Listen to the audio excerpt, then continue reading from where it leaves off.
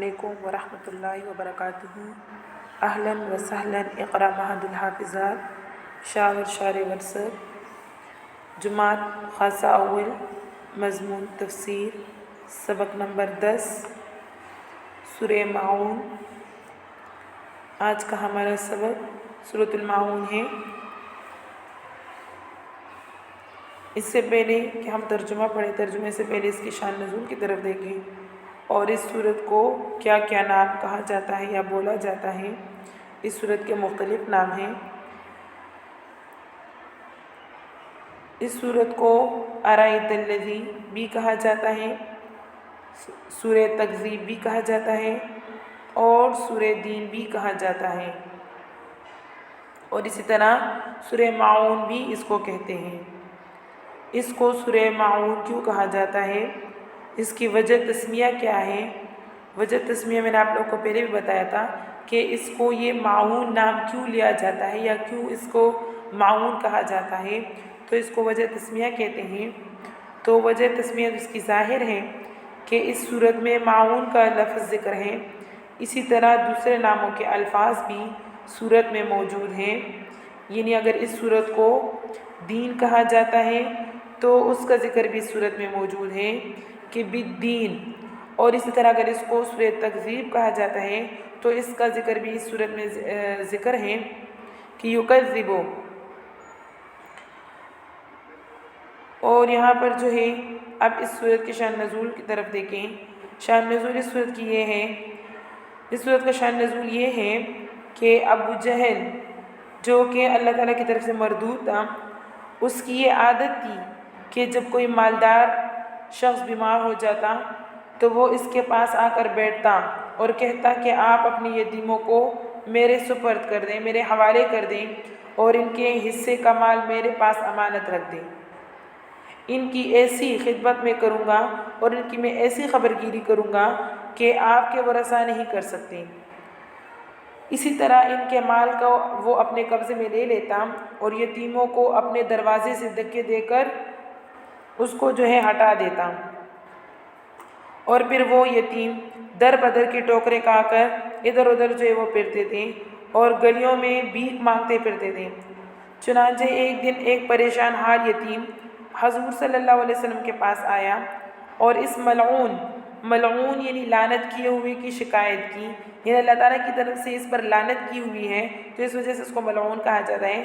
اس ملعون کی شکایت کی، آپ ان کے پاس تشریف لے آئے اور ان سے وجہ پوچھی کہ تم یتیموں کے ساتھ کیوں اس طرح کرتے ہو، اور آخرت کے عذاب اور حساب سے اس کو ڈرایا، مگر اس ملعون نے ایک نہیں سنی بلکہ قیامت کا انکار کر دیا، قیامت کو جھٹلا دیا، اس کا انکار کیا اور آپ صلی اللہ علیہ وسلم کی بات ماننے سے انکار کر دیا۔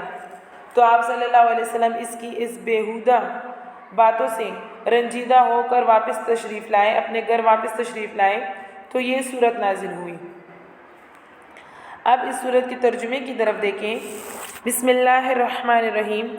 ارائیت الذی، کیا آپ نے نہیں دیکھا اس آدمی کو، یکذب بالدین، کہ جو تکذیب کرتا ہے بالدین جزا کا، فذلک الذی، یہ وہی شخص ہے، یدعو الیتیم، جو یتیم کو دھکے دیتا ہے، ولا یحض علی طعام المسکین، ولا یحض، اور ترغیب نہیں دیتا، علی طعام المسکین، محتاجوں کو کھانا دینے کی، فویل، ہلاکت ہے، خرابی ہے، للمصلین، ان نمازیوں کے لیے، الذین، وہ لوگ، ہم عن صلاتہم ساہون، کہ جو اپنی نماز سے بے خبر ہیں، الذین، وہ لوگ، ہم یراؤون، جو دکھلاوا کرتے ہیں، ویمنعون، اور منع کرتے ہیں، الماعون، زکوٰۃ سے، ویمنعون الماعون، اور زکوٰۃ بالکل نہیں دیتے۔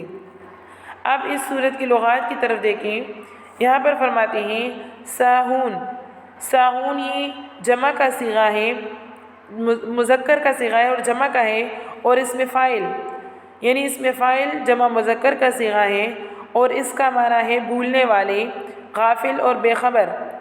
یہ دراصل میں ساہیون تھا، یہ اصل میں ساہیون تھا، بروزن فاعلون، ضمہ یہاں پر ثقیل تھا یعنی دشوار تھا، مشکل تھا، باری تھا، تو ماقبل کو دے دیا۔ اس کا ضمہ جو ہے ساہیون، یہاں پر جو ضمہ تھا وہ ہم نے ماقبل ہا کو دے دیا، تو اب یہاں پر یا اور وہ یہ دونوں جو ہے ساکن تھے، تو اجتماعی ساکنین کی وجہ سے یا کو ہم نے حذف کر دیا تو ساہون بن گیا۔ اسی طرح یہ اگر باب نصرہ سے آ جائے تو بمعنی غافل ہونا اور بھولنا اس کا معنی ہے معون۔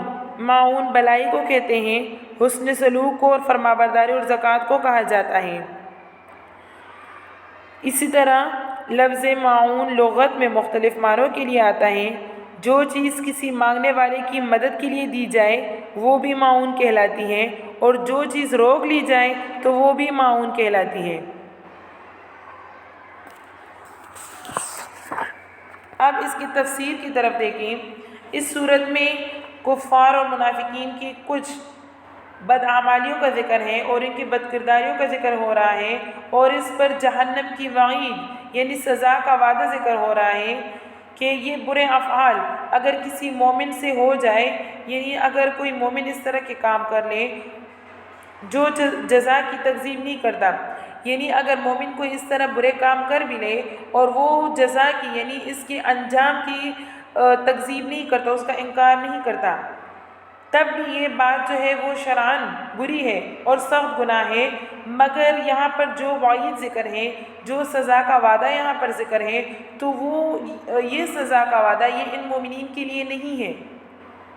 اس لیے ان افعال کے ذکر کرنے سے پہلے اس شخص کا ذکر کر دیا گیا جو اس وعید کا مستحق ہے، مطلب جو اس سزا کا مستحق ہے، تو اس سے پہلے اس شخص کا ذکر کیا گیا۔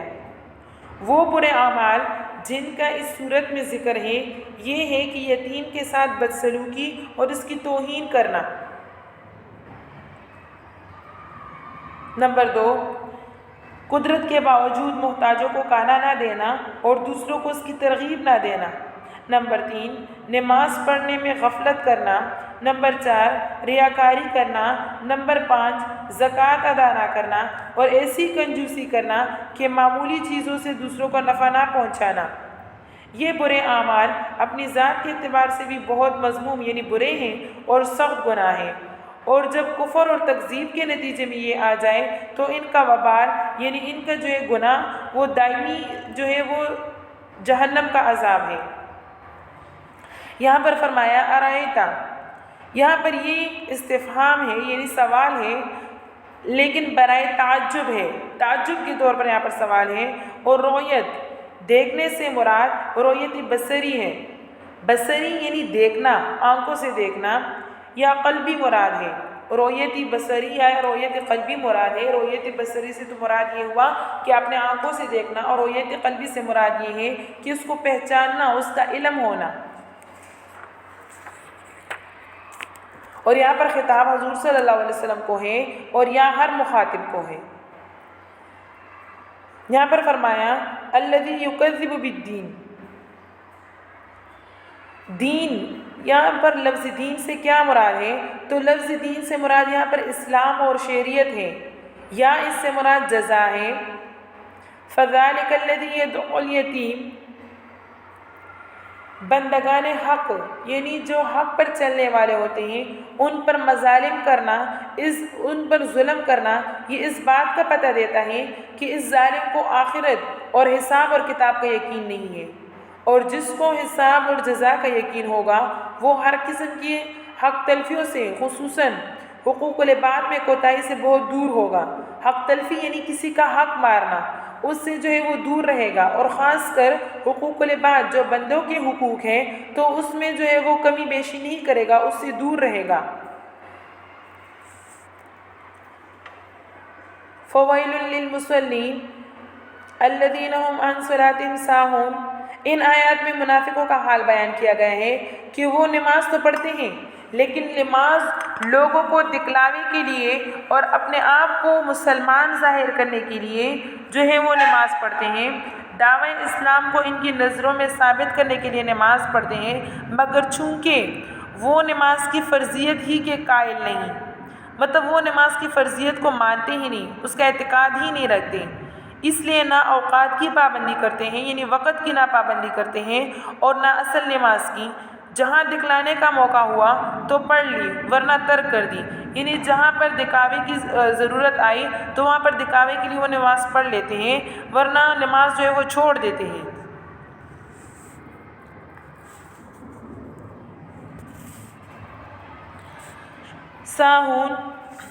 ساہون سے کیا مراد ہے؟ تو جواب اس کا یہ ہے کہ اس میں مختلف روایات ہیں۔ پہلی روایت یہ ہے کہ ساہون وہ لوگ ہیں جو نماز کو اس کے وقت سے مؤخر کر دیں، مطلب جو نماز پڑھنے کا ٹائم ہوتا ہے، جو نماز پڑھنے کا وقت ہوتا ہے تو اس وقت میں نماز کو نہ پڑھے بلکہ اس کو مؤخر کر کے دوسرے وقت میں پڑھ لیں۔ دوسری روایت اس میں یہ ہے یا دوسرا قول اس میں یہ ہے کہ ساہون سے وہ لوگ مراد ہیں جو مقررہ وقت پر نماز نہیں پڑھتے اور رکوع اور سجود کو پورا ادا نہیں کرتے۔ تیسرا قول وہ لوگ ہیں کہ جن کو پرواہ نہیں ہوتی کہ نماز پڑھی ہے یا نہیں پڑھی۔ چوتھا قول بعض نے فرمایا کہ یہ وہ لوگ ہیں کہ جن کو نماز پڑھ کر ثواب کی امید نہیں ہوتی اور نہ پڑھ کر عذاب کا خوف نہیں ہوتا۔ پانچواں قول یہ ہے کہ نماز میں غفلت اور سستی کرنے والے لوگ اس سے مراد ہیں۔ چھٹا قول یہ ہے کہ وہ لوگ جو دکھلانے کے لیے نماز پڑھتے ہیں۔ آگے فرمایا وَيَمْنَعُونَ الْمَاعُونَ، حضرت علی ابن عمر رضی اللہ عنہم اور قتادہ اور حسن بصری رحمہ اللہ وغیرہ فرماتے ہیں کہ معاون سے مراد زکوٰۃ ہے۔ پہلا قول اس میں یہ ہے کہ معاون سے مراد زکوٰۃ ہے۔ وجہ یہ ہے کہ معاون کے اصل معنی توڑی چیز کے آتے ہیں اور زکوٰۃ بھی مال کا تھوڑا سا حصہ ہوتا ہے۔ دوسرا قول دوسرے بہت سے حضرات نے معاون سے ایسی چیزیں استعمالی چیزیں مراد لی ہیں جو عادتاً ایک دوسرے کو دی جاتی ہیں اور جن کا آپس میں لین دین عام انسانیت کا تقاضا جو ہے وہ سمجھا جاتا ہے۔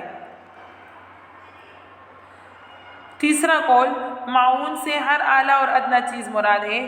اعلیٰ چیز تو زکوٰۃ ہے اور ادنیٰ چیز گھر کے استعمال کی چیزیں اور سامان اس سے مراد ہیں۔ چوتھا قول معاون سے مراد وہ معمولی اشیاء ہے جن کا منع کرنا درست نہیں، جیسے پانی، نمک اور آگ۔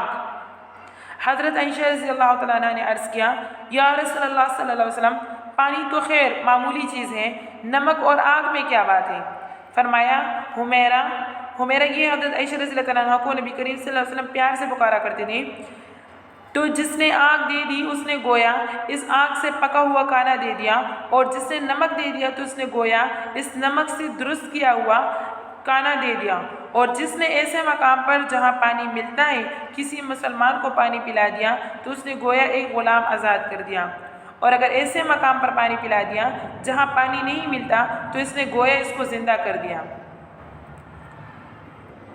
پانچواں اور صحیح قول جو معاون کے بارے میں ہے وہ یہ ہے کہ معاون سے مراد زکوٰۃ ہی ہے، کیونکہ اس کے نہ دینے پر یہاں وائل جو ہے وہ جہنم کو جو ہے وہ کہا جاتا ہے، جہنم کا ایک نام ہے، تو جہنم کی وعید ذکر ہے، جو مطلب جہنم کا مستحق وہی ہوتا ہے کہ جو فرض یعنی ایسے قسم کی وعید یا ایسے قسم کی سزا ان کے لیے ہوتی ہے کہ جو فرض نماز چھوڑنے پر ہو، مطلب جو فرض کو جو ہے وہ چھوڑ دے، اور استعمالی اشیاء کا دینا گویا بڑا ثواب اور انسانیت کا تقاضا ہے، مگر فرض اور واجب نہیں ہے کہ اس کے ترک پر، اس کو چھوڑنے پر جہنم کی وعید ہو۔